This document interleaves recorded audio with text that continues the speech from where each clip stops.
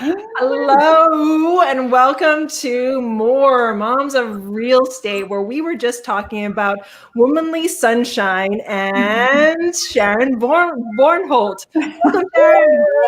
Thank you for having me. Oh my God, Becca, take it on.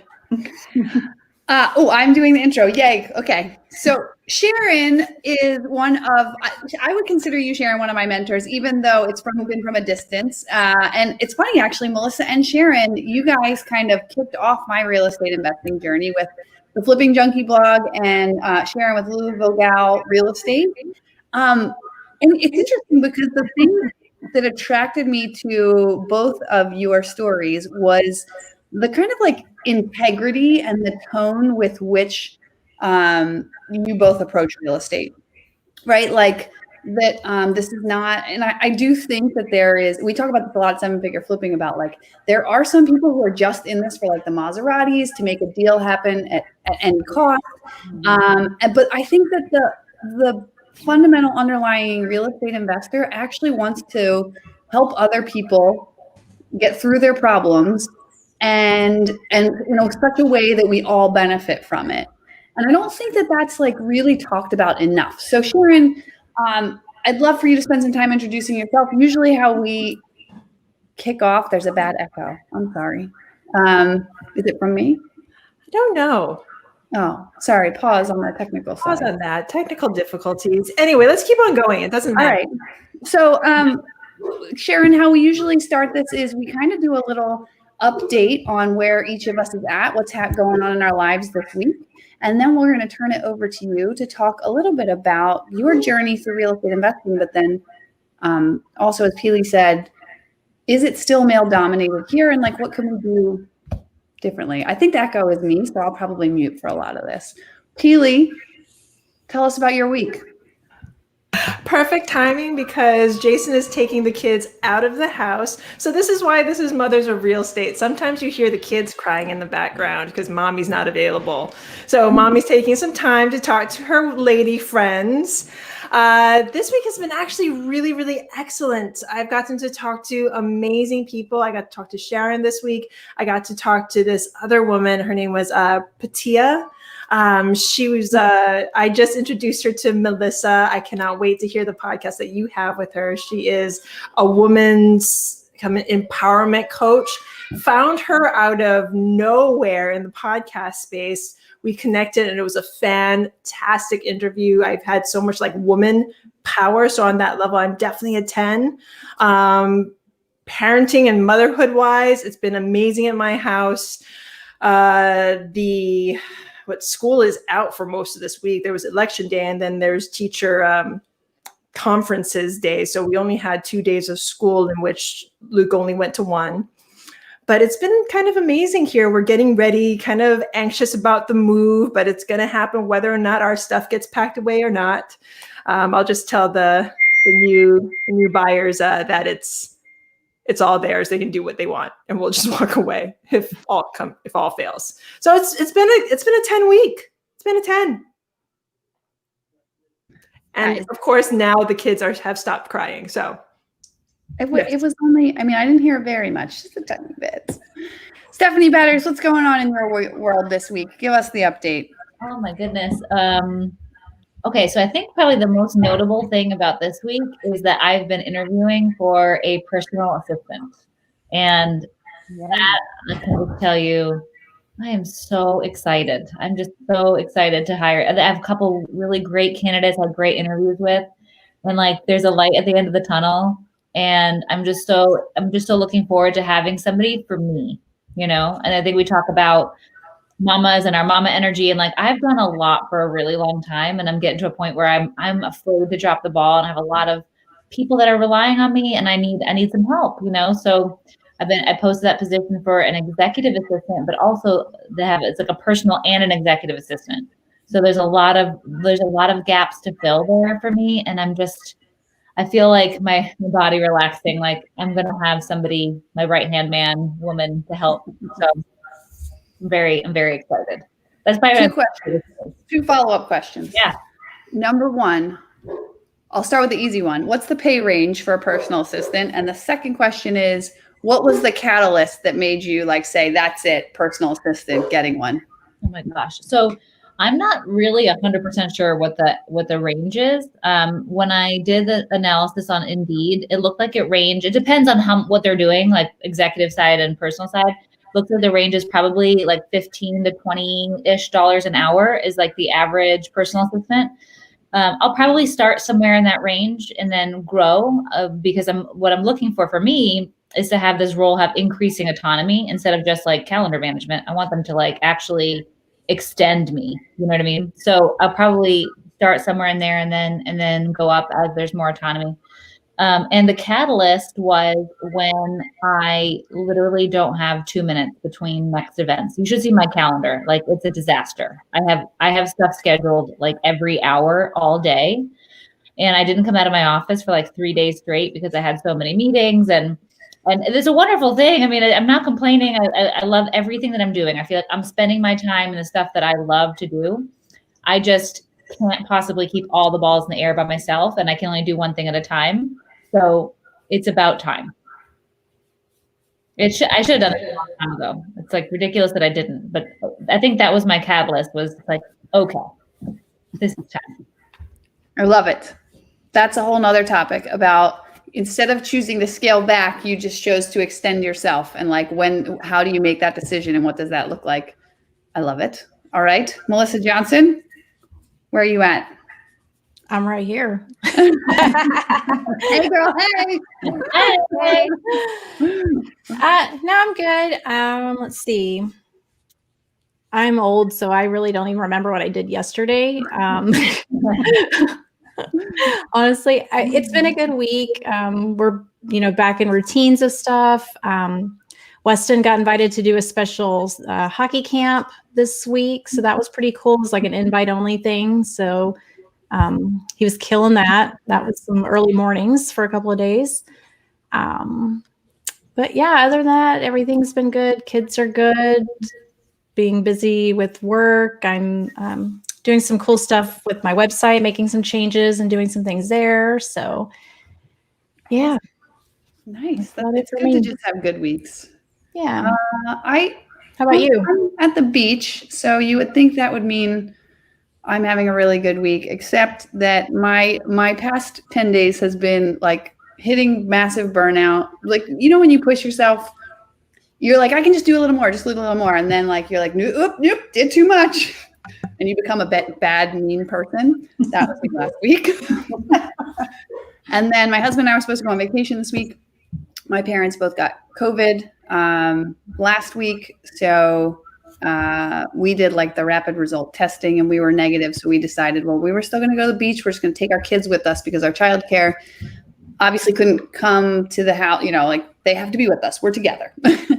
And my dad is unfortunately in the hospital right now.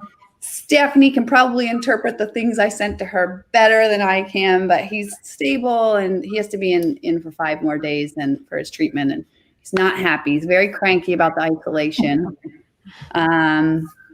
But yesterday we got to go, the family. So my husband is a rocket scientist. He does a space propulsion system for small satellites. And so space has always been a big part of our lives. So we're down right near Cape Canaveral. And yesterday we went to the Kennedy Space Center and just did kind of all their outdoors stuff. How cool.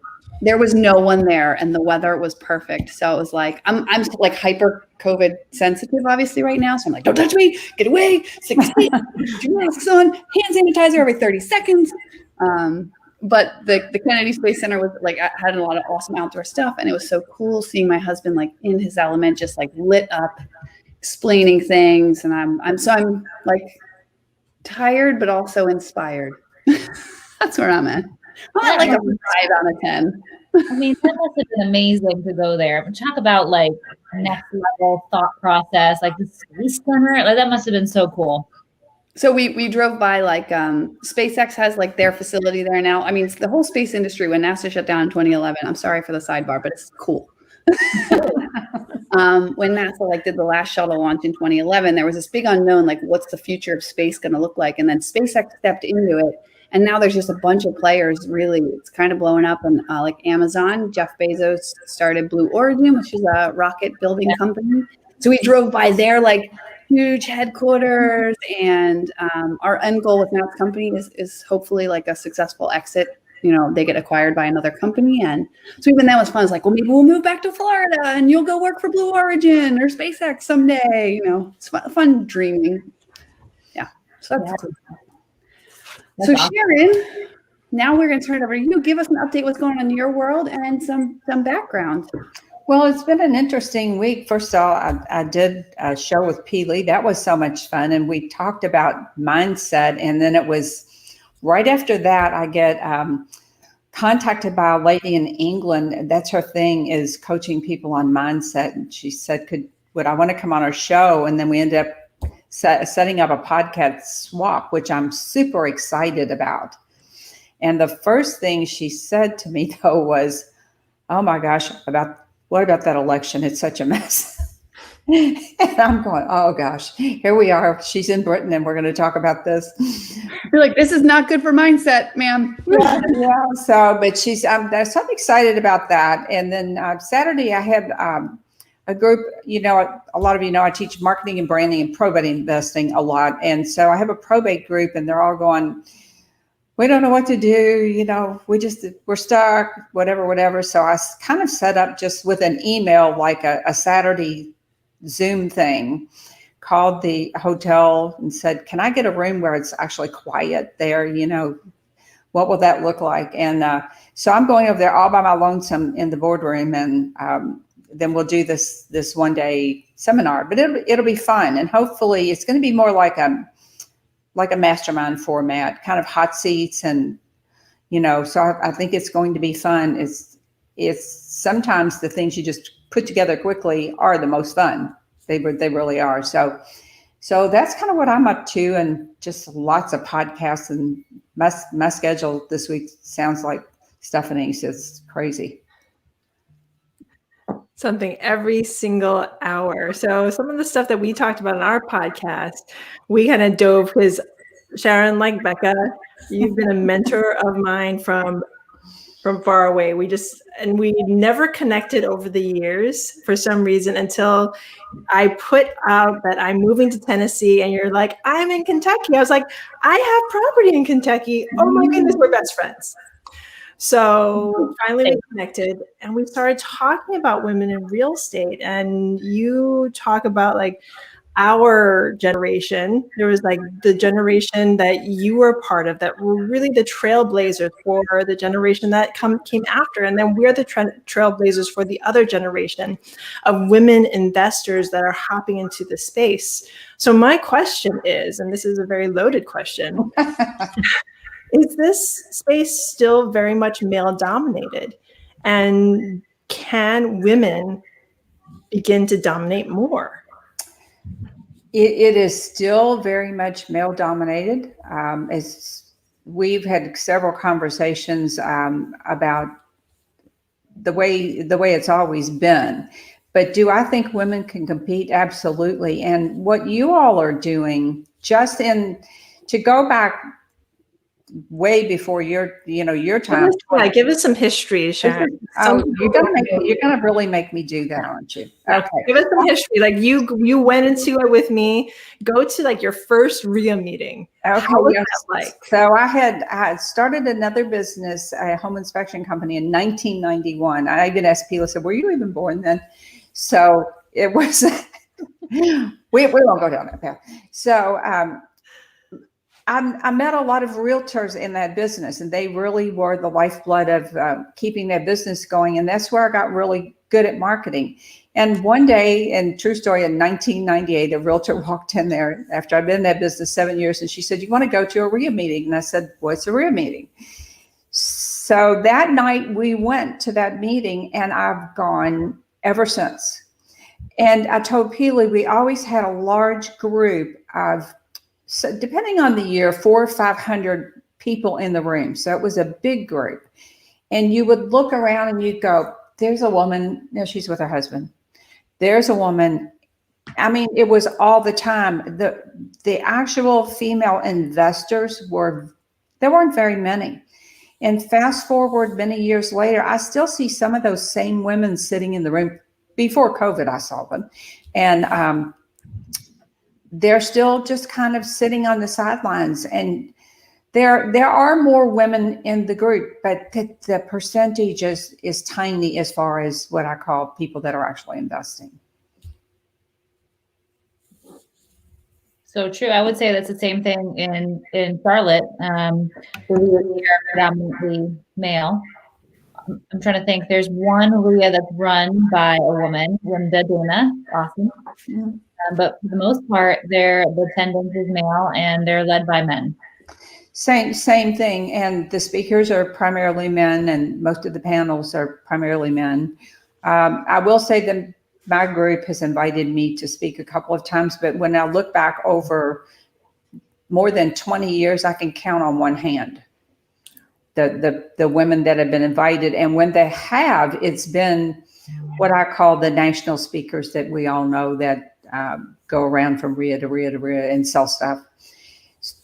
To me, it's almost like, for some people, now I won't say this is true for everyone, but like the female opinion just isn't valued. We're not going to ask because there's 3 men over here we could ask that definitely know the answer. Or, it's just, and it's not that they say anything, it's a culture. It's the good old boys club. And I had one of my investor friends that I've known since I've been in that group, and we were talking about it one day, the situation, and this is probably 7 or 8 years ago, and he said to me, "We never treated you any differently, did we?" And I said, "Absolutely not, but the door to the good old boys club was just cracked." I would go to lunch, and then you would see all the power players over here having a real meeting about strategies and things, not at the meeting. And so I don't know that has changed significantly, honestly, in more than 20 years. You know me, I like to play the positive note, but it's true. I mean, we have to lay a foundation of truth. This is the truth. There are a ton of women realtors. There are a ton of women realtors killing it. But in the real estate investing space, we are very few and far between comparatively. We're making a very blanket statement, I know, but this is, even in New Jersey, you go to most RIA meetings and they're predominantly male. There are a lot of key female players that I know and recognize now, but it's true. And you can find that across, you sit in the Carolinas, Texas, and Pennsylvania. And we've all been to women-run RIA meetings, and a lot of them have been well attended, and some of them not. And still, even those that are well attended, I would say that it kind of goes like half and half, unless they're women-only meetings. So, how can we do, or what can we do to really change the narrative? And I know a lot of groups are, but how can we, speed it up? Well, I think you all are doing that with your shows and your, there's the Investor group. There are many avenues just in the past few years that didn't exist. Now, when I got started, there were no blogs, there were no podcasts. There were literally a couple of national conventions a year, and that was it. There were no women role models. But the one I can think of offhand is Robin Thompson, the queen. She was my role model. Yeah, she was mine. There I was right up there in her boot camp 20 years ago, because you looked around and went, where are the women? But I think here's the other problem that I see. So we started a women's group here. I know Melissa did. She has a group, and Melissa and I talked about the number of members that you have sign up and the show ups. There is still, I don't know if it's a mindset thing. I'm not really sure what it is, but there is some reason they hold back from even coming to the meetings and speaking up. And they're I don't know what it is, but you shouldn't have 200 people signed up in your group and have 20 people show up. It's interesting because you were talking about this, and I was just thinking back to like how women show up, in meetups. And we tend to be, one of the things that I think makes us good at sales and good at our job is that we're like compassionate, empathetic people, right? I think sometimes that plays against you though, because a lot of times I'll see women show up and they'll like play the shrinking violet role, right? Yes. Like, oh, I don't know what I'm doing. And they're very verbal about it, right? The self-confidence is like very lacking. Right. And that's almost, it's like a self-defense mechanism. We come in like, oh, I don't know what I'm doing. I just came to this thing. Right. The men do not come into the meetings and like broadcast across the room. I don't know what I'm doing. Don't take me seriously. Because like, if I'm going to do a deal with someone, am I going to want to do a deal with someone who showed up and was like, I have no idea what I'm doing. Or am I going to want to do a deal with a person who probably knows, probably even less than that vocal person, but is just, I don't know, but I'm going to figure it out. Confident. Can you work? Can you do this? So I think that's like, to the women out there watching this, when you show up to play. Don't like doubt yourself coming in the door. That's something I've definitely had to learn over the past few years is show up like you want to play. Show up like, even if you don't know anything, even if you don't know anything about real estate, come to the meeting to learn and to really just dive in. And it's I don't like saying fake it until you make it, but do it in a woman's way. Do it in a way where you're not putting yourself down because you don't know X, Y, Z. And I've done this before to myself, and Sharon and I have talked about this, and this was recently. I actually put myself down in the face of being kind of asked for some information that I couldn't give them because they didn't give me enough numbers to give them the right information. It was like a non-question. But I doubted myself because I was like, well, in my head, and this is, I hate admitting this, but in my head, I was like, well, this is a good friend of mine. He obviously usually knows what he's talking about. So there must be something wrong with me. Yeah. Yeah, I told her don't do that. Yeah. I'm learning. It was a blip in my confidence building Peely. But I'm admitting it on a very public stage right now. And I know there are other women that do this to themselves on a constant basis. I have 100% too. I don't want anyone to think that I'm like always know it. I've definitely been that ditz walking into the room. Well, I think we all have, and I think I know what you're saying when you say fake it till you make it, and that's not to pretend to be that you know something you don't know, but stand up straight, walk into the room, and it's like you walk in there like you own the room, and that very act of doing that gives you confidence, and people just look at you differently. Now, I'd like to point out something that I know that has changed in one area, and that is that I have become friends with a group in Chicago that have an enormous RIA.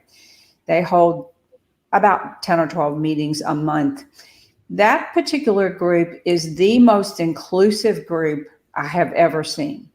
Women, nationalities. It looks like the United Nations when you walk in the room. I mean, it is that diverse. And I wanted to be very clear on that because I've had the conversation with them many times. It's so different up here, but they have built a culture that is known to be all inclusive. It's amazing to be part of that. And then you come back to what is your real world, and it's so very different. Pondering. We're taking a moment to ponder, everyone who's listening. Yeah, very interesting. I will say this. At this point in my career, I do not feel marginalized because I'm a woman. I feel that, and maybe it's because I come at it with a little more confidence than I did when I first started, right? When I first started, it was about my husband and this is his idea and I'm here to support him, right? And as our businesses grew, I felt like I kind of came into my own, and I felt a lot more confident about what I bring to the table, right? And at this point, I mean, unless people say it behind my back, I don't personally feel attacked or marginalized because I'm a woman. I feel like I have, for the most part, people acknowledge I have something to say that's worthwhile. But then again, I also choose to not get on pedestals and pound my chest. And I feel like that's probably the biggest difference between men and women in the industry, is that humility.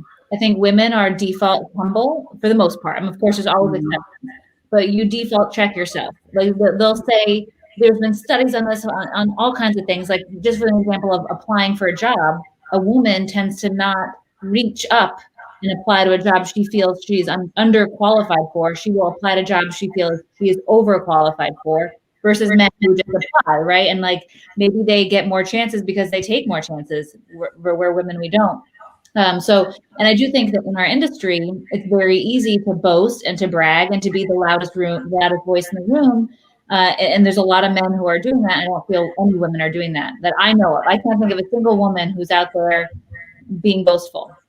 But there's so many people out there that's filling the space with nonsense and even false statements. I feel like there's a lot of these gurus and loud voices in groups, and they kind of overshadow everybody. And I think there's a lot of men too who are more humble, who maybe doubt themselves because these loud voices are saying these things, and they're like, oh my gosh, how are they doing so well and I'm doing so poorly? When the reality is that voice is over exaggerating and making you feel bad for no reason, you know?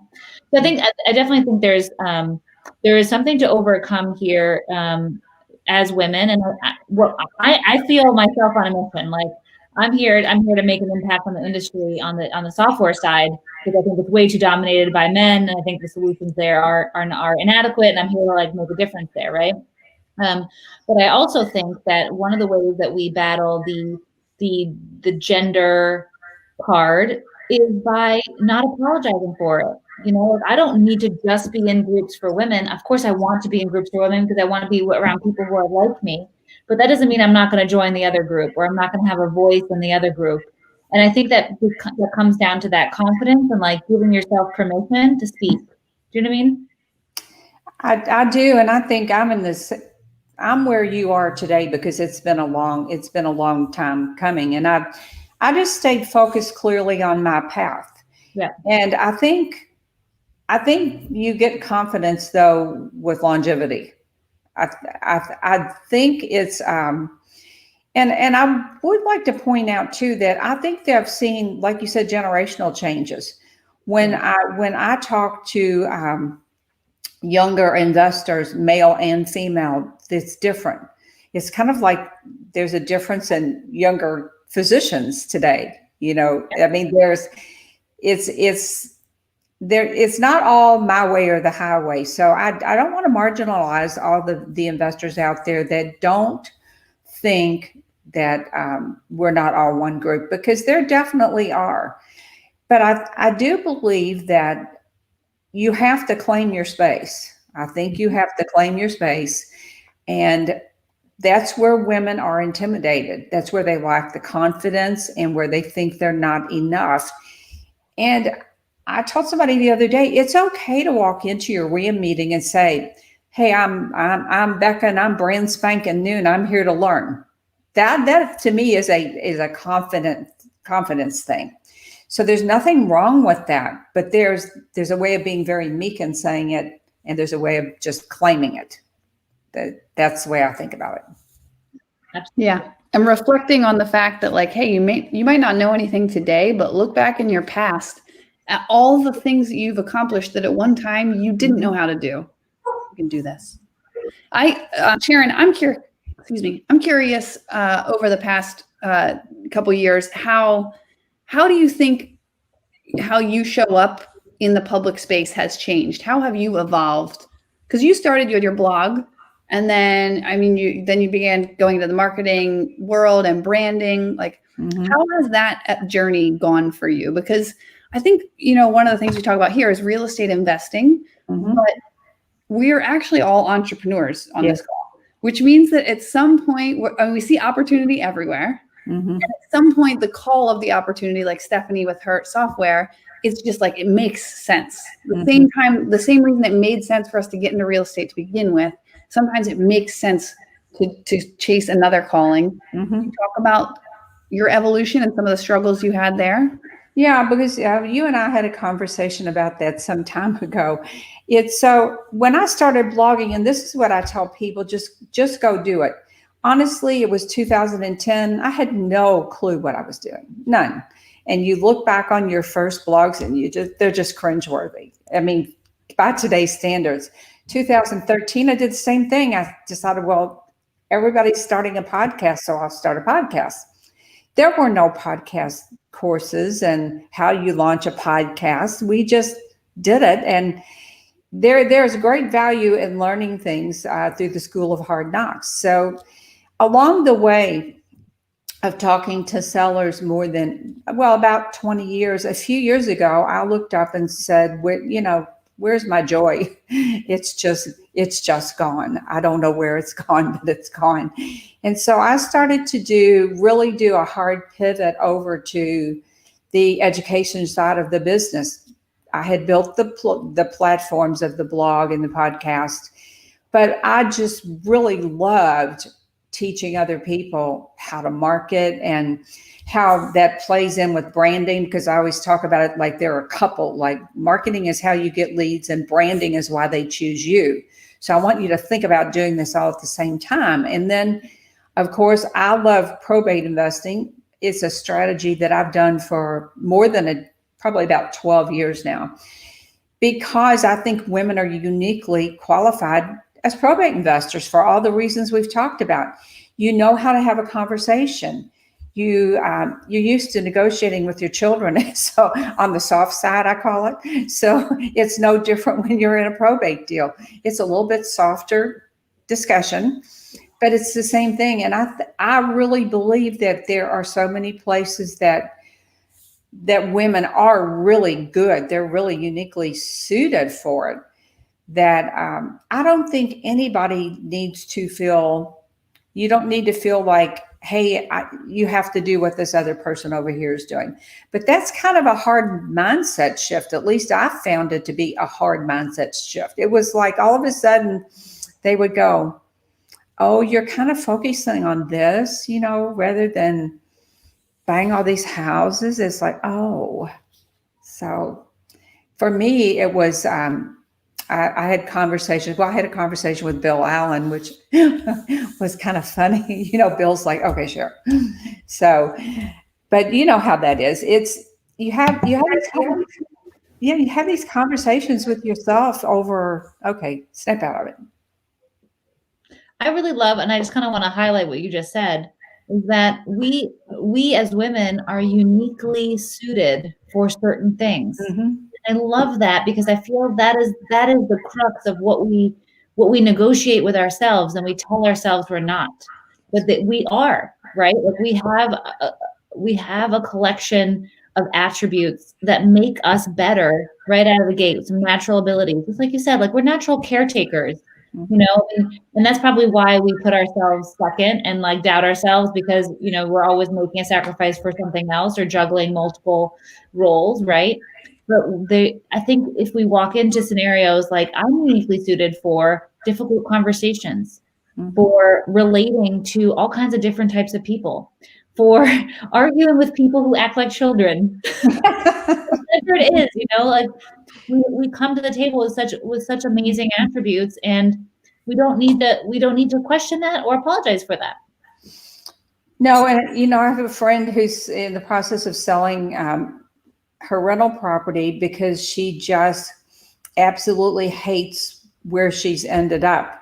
But she has two daughters with disabilities, and she is very passionate about finding, showing them how to live on their own and providing housing for them. And I told her, I said, that's your thing. That's your gift right there. You understand that deeply. So don't apologize for this over here.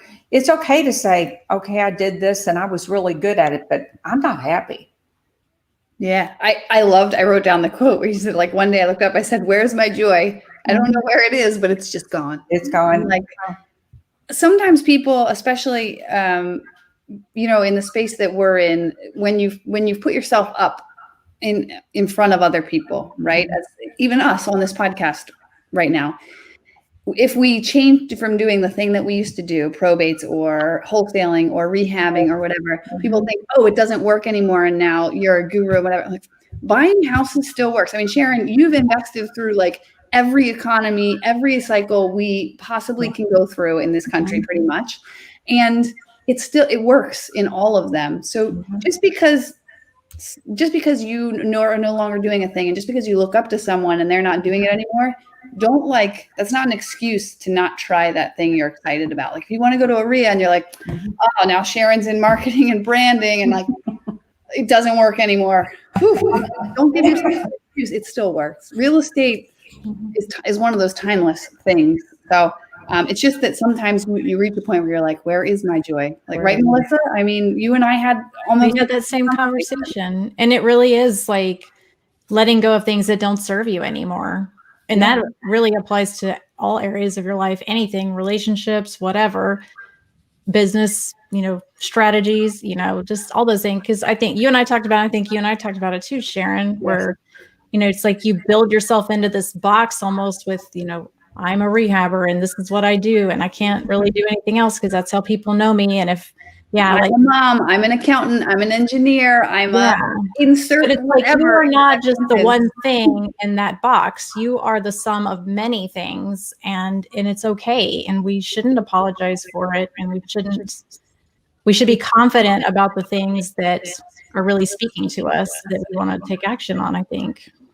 But why is it, it's still a mystery to me that why we do that to ourselves. Because we really are doing it to ourselves. I know, Becca, we talked about it. I've talked to Melissa.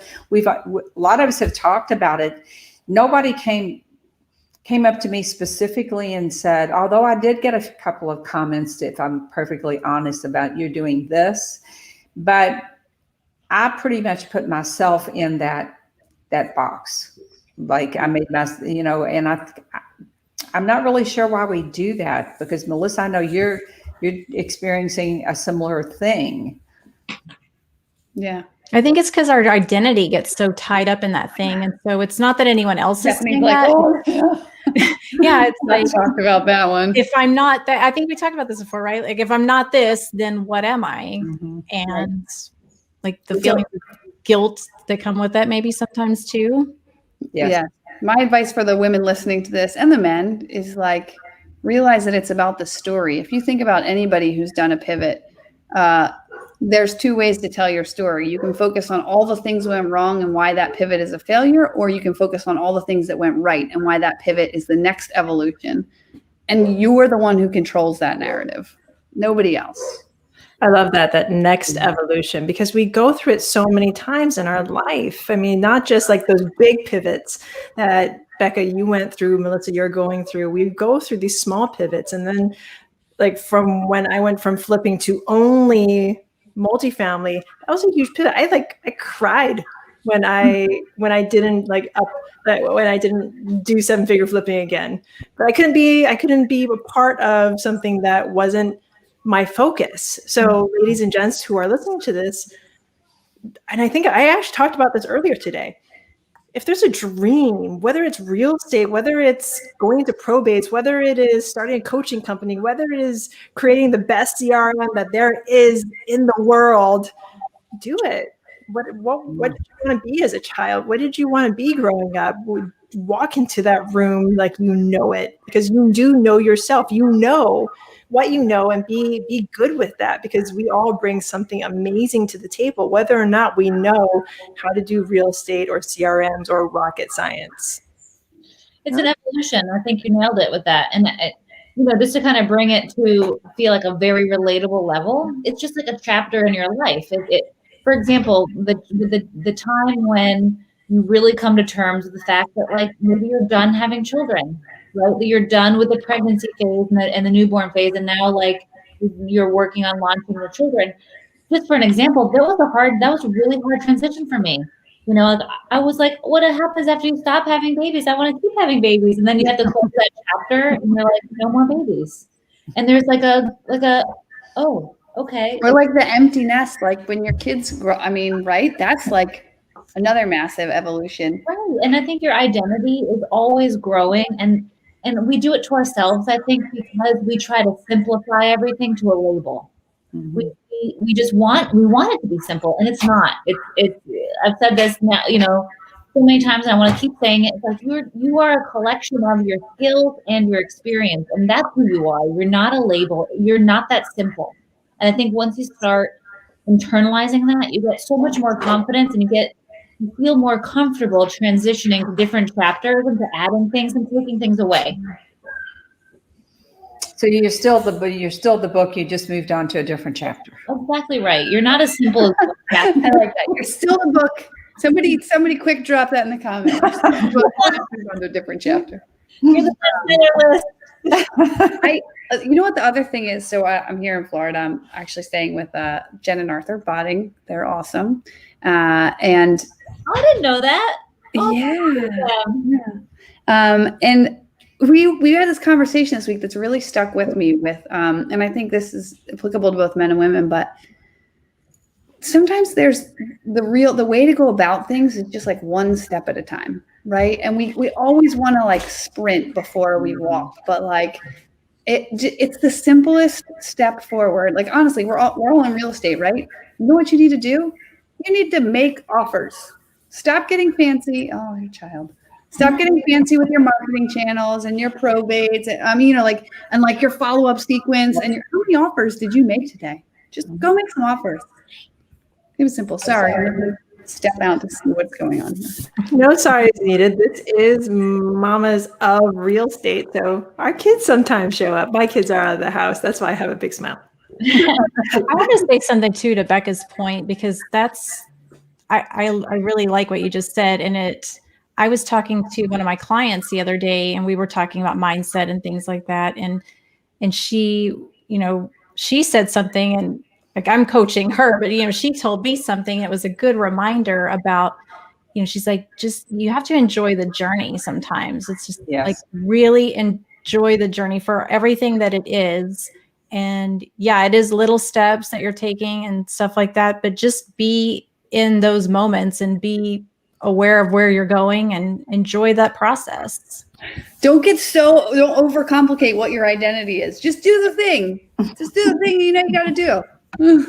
Well, also I want to add, and this is going along with my fitness journey, because so many people come to me and they're like, Peely, I'm trying to do what you do. I'm just like, that's your mistake. You're trying to do what I do. Chances are there's things that you can do so much better than me. And chances are that there's things that you can't. But that's because we're all different people, and this is going to be broad again, whether we're a man or a woman, no matter what gender we identify with, whether we wear stilettos walking into a room or flats, it doesn't matter, because we will do ourselves. So just be you is the best advice that we can come out of today's discussion. No matter who you are, know what your strengths are. And that's going to take a little bit of in-depth looking. If you don't know what they are, talk to Melissa. We'll leave her phone number in the show notes.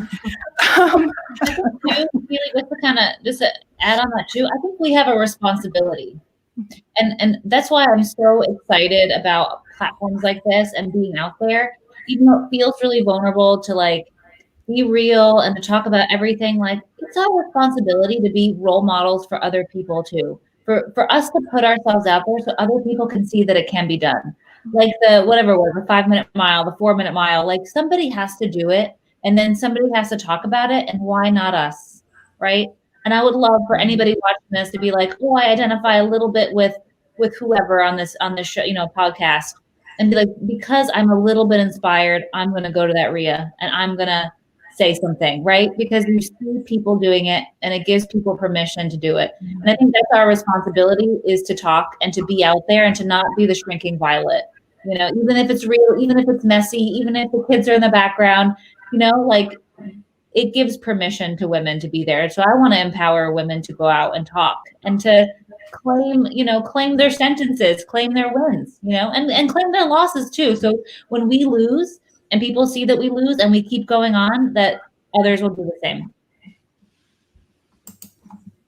Yeah, I think so. I dropped your joy quote because I like to think that the people who are watching this right now are trying to get up the courage to do something different, probably real estate, right? Like, and that's why we're here, to show them that, number one, you can be successful. You know, like I rehabbed 60 houses and we did lose money on 3 of them, but 57 of them we didn't, right? And Keely, how many doors do you have ownership of right now? Like About 1,000 now after this closing. 1,000. There was, in our flipping business, we lost money. Thank goodness we haven't lost money yet in multifamily. Yeah. Oh, and that's also but a good counterpoint, right? Like what works for some person might not work for somebody else. Like Stephanie, they're killing it with new construction this year, right? And Melissa, you have rehabbed, I don't know how many houses you have, bajillions. It's You're in a I think it's kabillions. Yeah. Kabillions. feels like it sometimes. So if you're watching us and thinking like, man, women aren't in real estate, I don't know if I can do this. I hope what you're getting out of this is like, if what you're doing right now is to bring you joy and what we're talking about sounds awesome, you can do it. It's doable. Do that thing. Do it.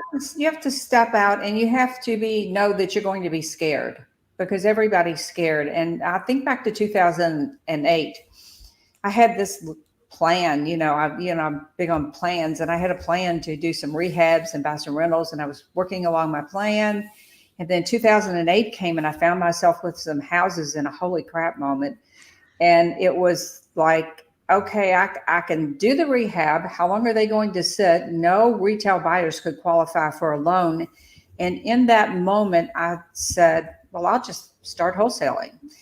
But it was the ability, that's the beauty of small business and real estate. You've got so many choices. So I wholesaled those houses, and that's truly how I became an accidental wholesaler, but it was easy for me because I had 10 years of contacts.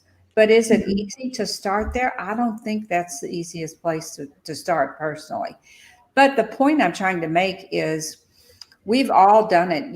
You're going along swimmingly and then something happens. It might be a pandemic. It might be something in your life, your family, and you have to pivot. And you don't think that everybody that has done that before you is not scared, because they are. It can be terrifying. But what I have seen separates the successful people from those who don't become successful over the years is the successful people see the fire and walk through it anyway. They just, they pick up that misery and they just go, okay, I'm going to do it anyway. And that's the difference. But know that nobody here is a special snowflake. We've all done this, and it's all, a lot of it's hard. It's hard, and you just have to do it anyway. So we are actually coming up on the hour. As much as I love these conversations, and I really, really wish we could just keep them going all day long. So Becca Shea, I was actually going to type this. We are all scared. We are all scared when we started. The successful people see the fire and they walk through it anyway, from Sharon. So Sharon, before we let you go and before we go back to our respective lives and businesses, what's some tidbit of information that you can give us four ladies? You've talked to, I think you're going to talk to Stephanie next, but you've talked to us today. You sort of know our businesses. If there was one thing you could tell us all to take the next step, what would it be? Well, it would be, for me, it would be to keep doing what you're doing, because you're truly empowering the next generation. It's been a long road to empower not only men that didn't think they could do it, but particularly women. But I think you're already doing it.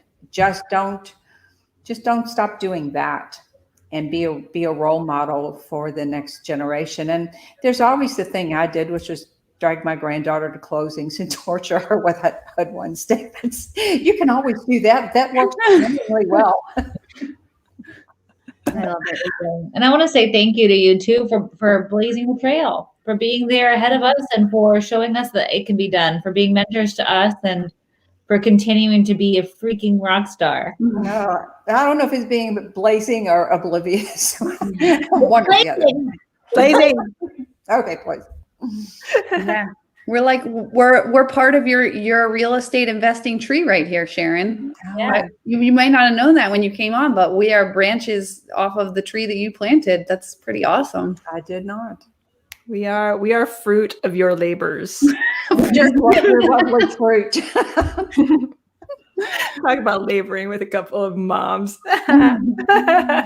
Laboring in real estate. That'll be our next show, folks. Stephanie, why don't you take us out? Okay. As always, my favorite part of the week. I'm so glad that we got to do this. Sharon, it is an honor to have you on our show. It's an honor to be a part of your tree, and we really are. I mean, I've known about you for many, many years too, and have been watching and been a mentor, and you've been my mentor from afar. And so it's really awesome to have you here. And I hope that we can have other branches off this tree, and that it can continue, and that women can see that we have a place. We have so much that we can offer, and we have our own unique abilities to bring to the table too, which I love. So if you're struggling with identity, you're struggling with whether or not you can do this or not, the short story is yes, you can. So I'm excited. Thank you guys so much for joining us. Next week, we're going to have Amanda Martinez on, and I'm so excited to have her. So the journey continues, and we'll see you guys next week. Thanks, guys.